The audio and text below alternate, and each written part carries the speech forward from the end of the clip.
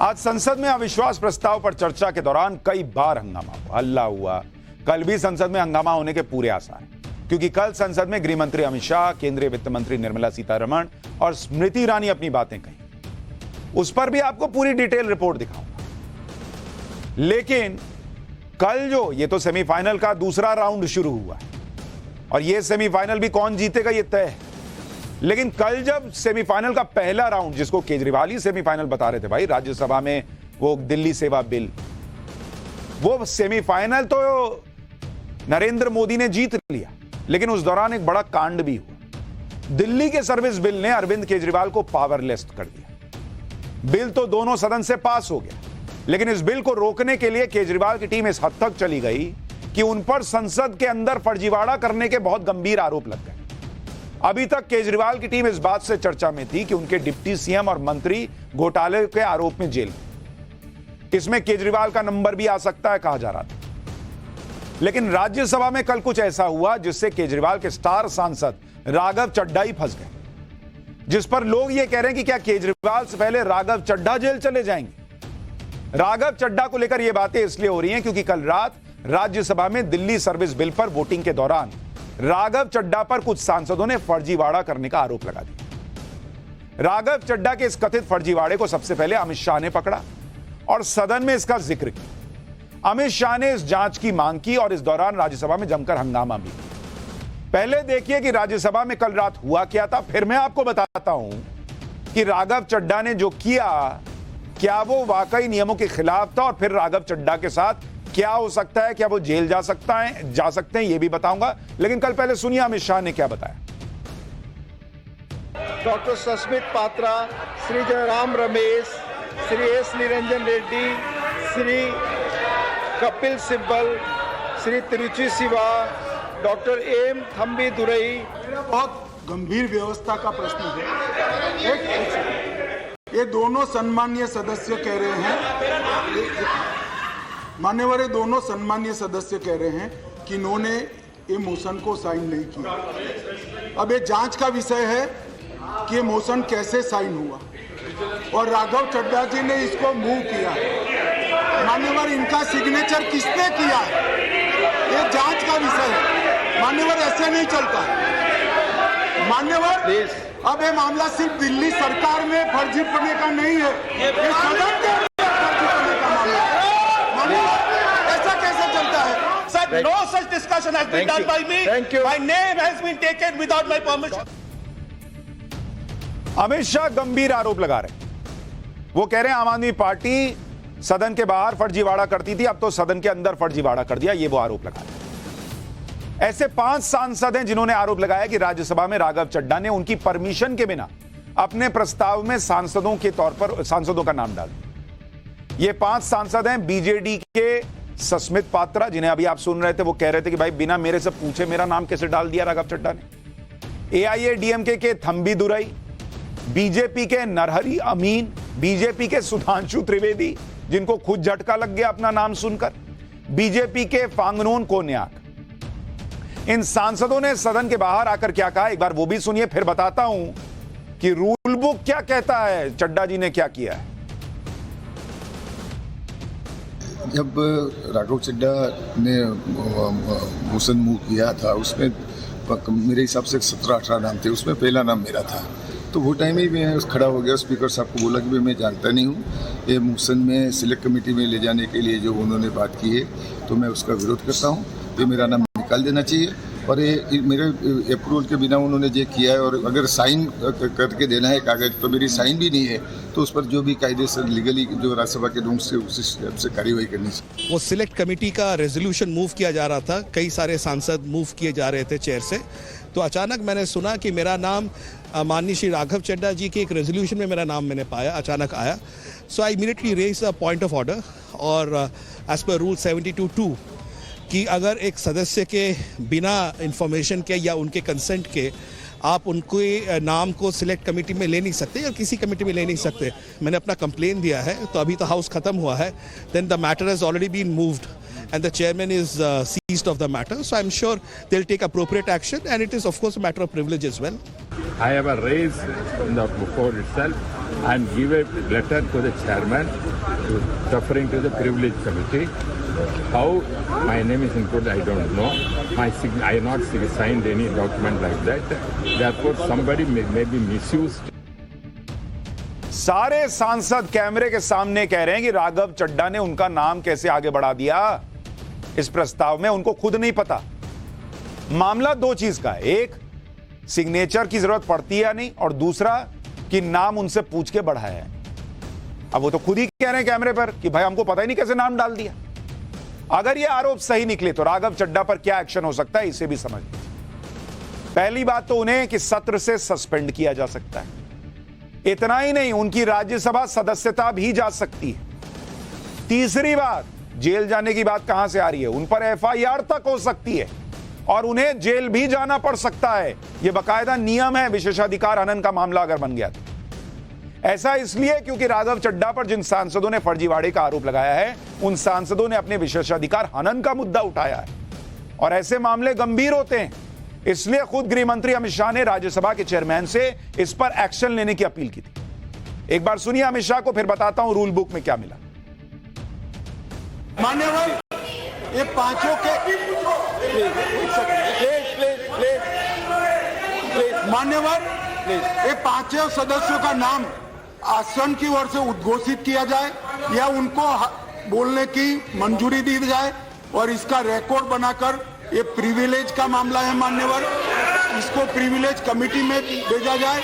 हम तो यहाँ चर्चा कर रहे थे, फर्जीवाड़ा दिल्ली सरकार में चल रहा है, ये सदन की कार्यवाही में फर्जीवाड़ा।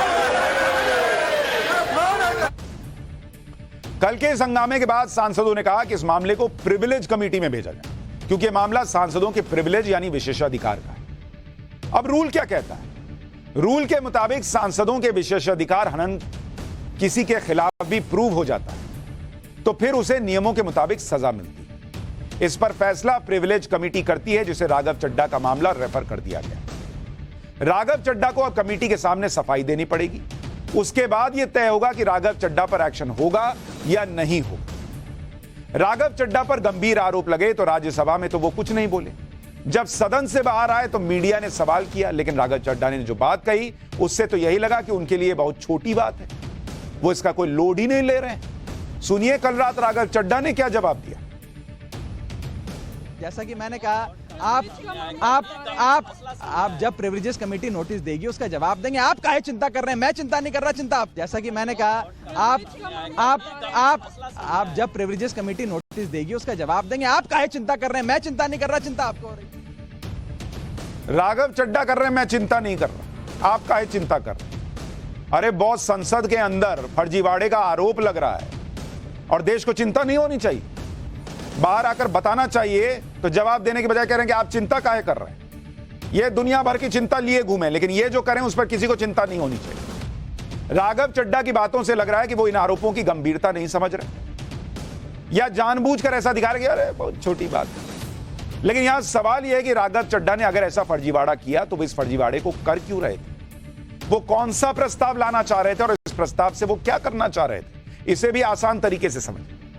राज्यसभा में कल रात करीब 9:30 बजे तक दिल्ली सर्विस बिल पर चर्चा हो चुकी। किसी भी बिल पर चर्चा के बाद जितने भी संशोधन सांसदों के द्वारा प्रस्तावित किए जाते हैं उन पर एक एक करके वोटिंग होती है। ये यानी आप ये समझिए कि पूरे बिल पर एक साथ वोटिंग के पहले कई बार बिल के हर हिस्से पर वोटिंग होती है कि भाई ये अमेंडमेंट प्रस्तावित किया गया है, इसको रखना है कि हटाना है। विपक्ष ये कोशिश करता है कि अगर बिल पास भी हो जाए तो कम से कम बिल के कुछ हिस्सों में अपने अनुसार जरूरी बदलाव करवा लें। इसके लिए सांसद अलग अलग हिस्सों पर अपने अलग अलग सुझाव देते हैं और ये सुझाव माने जाएं या नहीं, ये वोटिंग तय करती है। अगर ये सुझाव पास हो जाते हैं तो वो संशोधन बन जाते हैं। जब सांसद अपने सुझाव भी पास नहीं करा पाते तो कई बार वो बिल को लटकाने के लिए कोशिश करते हैं कि किसी भी तरीके से बिल संसद की किसी कमेटी में चला जाए, जहां पर बिल पर शुरुआत से चर्चा फिर से हो, रिसर्च हो, रिपोर्ट बने और फिर से संसद के सामने बिल पेश होगा और इसमें 2-3 महीने का वक्त निकल जाता है। ऐसा ही कुछ कल रात राज्यसभा में राघव चड्ढा करने की कोशिश कर रहे थे, क्योंकि विपक्ष ना तो बिल रोक पाया ना अपना कोई संशोधन पास करा पाया। तो आखिरी हथियार के रूप में विपक्ष ने बिल को संसद की सेलेक्ट कमेटी में भेजने का प्रस्ताव रख दिया कि भाई सेलेक्ट कमेटी में जाएगा, अपने आप लटक जाएगा। वहीं पर जिन सांसदों का नाम डाला गया सेलेक्ट कमेटी के नाम पर, उसको लेकर बवाल हुआ है। अब आप सेलेक्ट कमेटी के बारे में जान लीजिए ताकि आप यह समझ पाएं कि कहां नियमों का उल्लंघन हुआ, क्यों कहा जा रहा है कि राघव चड्ढा ने फर्जीवाड़ा किया। सेलेक्ट कमेटी संसद की वो समिति होती है जिसमें किसी बिल पर विस्तार से चर्चा होती है। इस कमेटी में बिल में सुधार प्रस्तावित किए जाते हैं और सरकार और विपक्ष दोनों के सांसद इसमें हो सकते हैं। यह कमेटी बिल पर एक रिपोर्ट बनाकर देती है, संसद में पेश करती है, जिसके अनुसार ही बिल में आगे परिवर्तन किए जाते हैं और इसमें 2 से 3 महीने का वक्त लगता है। राघव चड्ढा ने शायद यही सोचकर प्रस्ताव आगे बढ़ाया कि अगर बिल सेलेक्ट कमेटी के पास चला जाएगा तो 2 से 3 महीने के लिए बिल लटका रहेगा, तब तक उन्हें शायद सुप्रीम कोर्ट से कुछ राहत मिल जाए। सेलेक्ट कमेटी में बिल को भेजने के मकसद से राघव चड्ढा कल प्रस्ताव लेकर आए और हो सकता है कि अपने प्रस्ताव को मजबूत दिखाने के लिए राघव चड्ढा ने अपने प्रस्ताव के समर्थन में कई सांसदों के नाम लिखे ताकि सबको यह लगे कि सदन में बहुत सारे सांसद ये मानते हैं कि वो बिल को सेलेक्ट कमेटी के पास भेजा जाए। लेकिन सारा गेम यही हुआ। आरोप है कि राघव चड्ढा ने बिल को सेलेक्ट कमेटी में भेजने का जो प्रस्ताव भेजा, उसमें सिर्फ विपक्षी सांसदों के नाम नहीं थे, बल्कि प्रस्ताव में मोदी सरकार का समर्थन करने वाले सांसदों के भी नाम लिखे हुए। राज्यसभा के चेयरमैन ने राघव चड्ढा का प्रस्ताव पढ़ते समय बिल पर सरकार का समर्थन करने वाले सांसदों का नाम लिया तो सदन में सब चौंक गए। चेयरमैन खुद मुस्कुराने लगे। भैया बीजेपी का सांसद जो है सुधांशु त्रिवेदी, वो क्यों कहेंगे भाई सेलेक्ट कमेटी में भेजने के लिए, या वो उसमें क्यों शामिल होंगे। लेकिन देखते ही देखते हंगामा हो गया। जिन सांसदों का नाम लिया गया उन्होंने आपत्ति दर्ज करवाई और यह कहा कि उन्होंने राघव चड्ढा के प्रस्ताव का समर्थन ही नहीं किया, ना ही उनसे किसी ने इस बारे में पूछा। फिर राघव चड्ढा ने उनका नाम कैसे प्रस्तावित कर दिया, ये तो नियमों के खिलाफ है। अब आम आदमी पार्टी के लोग कह रहे हैं कि सेलेक्ट कमेटी ने नाम भेजने के लिए किसी सिग्नेचर की जरूरत ही नहीं होती।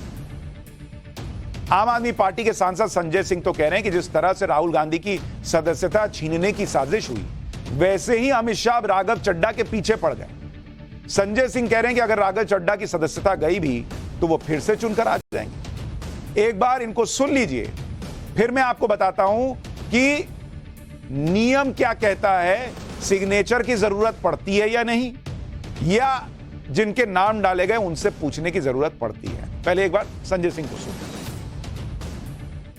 देश के गृह मंत्री अमित शाह राघव चड्ढा के पीछे पड़ गए। जैसे झूठा बेबुनियाद केस बनाकर राहुल गांधी की सदस्यता ली, ऐसे ही राघव की सदस्यता लेना चाहते हैं। ये बहुत ही खतरनाक लोग हैं, कुछ भी कर सकते हैं। लेकिन हम लोग आम आदमी के सिपाही हैं, हम इनसे डरते नहीं, इनसे लड़ते हैं और लड़ते रहेंगे। अगर राघव की सदस्यता ली तो राघव फिर चुन के आएंगे और इनके खिलाफ अपनी लड़ाई, अपनी जंग जारी रखेंगे। देखिए, मैं समझता हूं कि नियम की जानकारी ना होने की वजह से राज्यसभा में कुछ सांसदों ने ये कहा कि मेरे सिग्नेचर झूठे कर लिए गए सिलेक्ट कमेटी के निर्माण के लिए। नियम यह है कि सिलेक्ट कमेटी के निर्माण के लिए एक व्यक्ति रेजोल्यूशन देता है, किसी के सिग्नेचर की आवश्यकता नहीं होती। जब सिग्नेचर की आवश्यकता नहीं होती, सिग्नेचर ही नहीं होते, तो झूठ का सवाल कहाँ से आ गया। मुझे ऐसा लगता है कि ये जो सिलेक्ट कमेटी बनती है, ये पूरे के पूरे दल, सभी दलों के सांसदों को मिला के बनाई जाती है। कोई एक व्यक्ति उसके प्रपोजल देता है। राघव ने भी गुड फेथ के अंदर ये नाम दिए होंगे, जहाँ तक मेरे को लगता है कि किसी को नहीं रहना, उसमें मना कर सकता है कि भाई मुझे नहीं रहना, मैं इस सिलेक्ट कमेटी का पार्ट नहीं बनना चाहता। सुशील गुप्ता जो आम आदमी पार्टी के सांसद हैं, वो कह रहे हैं कि राघव चड्ढा ने गुड फेथ में नाम दिया हो। बॉस, संसद गुड फेथ में नहीं चलती, संसद के नियम है, एक एक चीज लिखी हुई है, उससे चलेगी। मेरे मन में आ गया कि गुड फेथ में फलाने का नाम दे दूं, ऐसा नहीं चलता है। और गुड फेथ में बीजेपी सांसदों के नाम दे दिए, इतना गुड फेथ चल रहा है। दूसरे को बता रहे हैं कि भाई ये तो हिटलर शाही कर रहे हैं, और गुड फेथ में बीजेपी सांसद का नाम दे दिए। और संजय सिंह को तो लग रहा है कि ये समझ में आ गया है कि राघव चड्ढा ने जो गलती की है उसमें उनकी संसद सदस्यता जाएगी, इसलिए खुद ही मान रहे हैं कि अगर संसद सदस्यता गई तो राघव फिर चुनकर आ जाएगा। अरे फिर चुन के आ जाइए, लेकिन इसका मतलब ये थोड़ी है कि नियमों की धज्जियां उड़ा दीजिए। अब सुनिए नियम क्या है। क्या आम आदमी पार्टी के सांसदों की बात सही है कि भाई सिग्नेचर की जरूरत ही नहीं होती, किसी का भी नाम डाल सकते हैं गुड फेथ में, फलाना फेथ में, या वो गलत बोल? रूल बुक में क्या मिला सुनिए। नियम सिग्नेचर की बात तो नहीं करते, ये बात सही कि सिग्नेचर होगा, ऐसा नहीं। लेकिन नियम सहमति की बात जरूर करते हैं और आरोप यही है कि सहमति नहीं ली।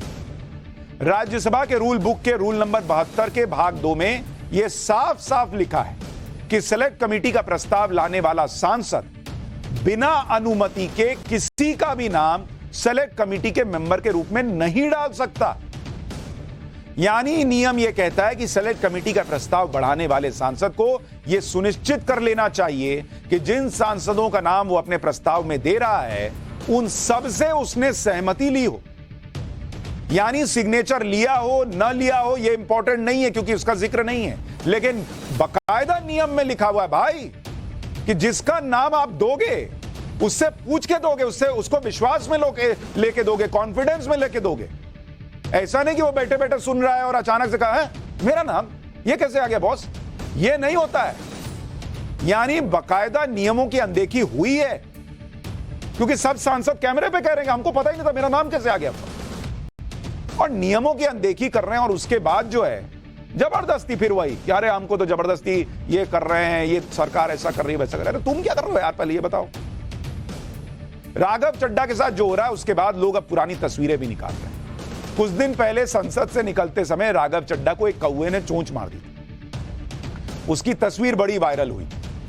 ये तस्वीर अब फिर से वायरल हो रही है और लोग इसे अलग अलग कैप्शन के साथ शेयर कर रहे हैं। कुछ लोग ये भी लिख रहे हैं कि राघव चड्ढा को जिस दिन कौवे ने चोंच मारा था उसी दिन से उनका बुरा दिन शुरू हो गया।